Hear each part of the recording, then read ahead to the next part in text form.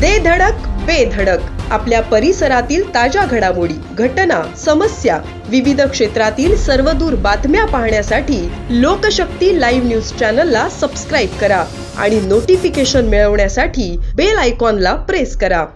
राष्ट्रवादीच्या अजित पवार गटाच्या मंत्री अदिती तटकरे या सत्तेत सहभागी झाल्यावर त्यांना रायगडचे पालकमंत्री पद मिळू नये म्हणून त्यांच्या विरोधात आक्रमक असलेले शिवसेना शिंदे गटाच्या रायगड जिल्ह्यातील आमदारांनी भरत गोगावले यांच्या नेतृत्वाखाली सुरुवातीला मोठा विरोध केला होता। या विरोधामुळे रायगडचे पालकमंत्री पद अद्याप प्रभारी असून ते शिवसेनेच्या उदय सामंत यांच्याकडे आहे। रायगड जिल्ह्यात शिवसेना व राष्ट्रवादीचे सुनील तटकरे हा वाद जुना होता।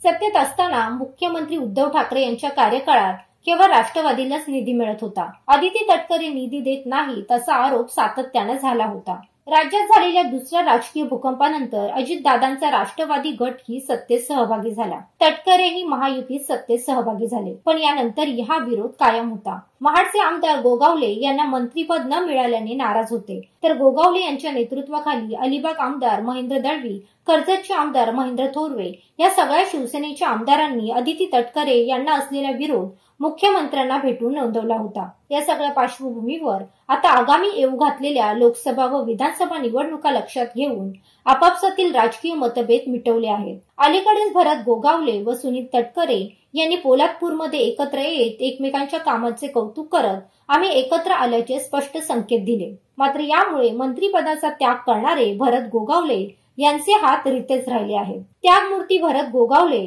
यांनी मंत्रिपदाची शपथ घेण्यासाठी शिवलेला खास कोट देखील आता मंत्रिपदाच्या प्रतीक्षेत तसाच पडून राहिल्याचे चित्र आहे। ज्या अजितदादांनी गोगावलेंना मंत्रिपद मिळाले नाही म्हणून हिणवले, त्याच अजितदादांच्या पक्षाचे उमेदवार सुनील तटकरे यांच्या प्रचाराची जबाबदारी येऊन भरत गोगावलेंच्या खांद्यावर पडल्याने कशी नशिबाने थट्टा आज मांडली यापेक्षा समर्पक त्यांच्या परिस्थितीचे वर्णन करताच येत नाही।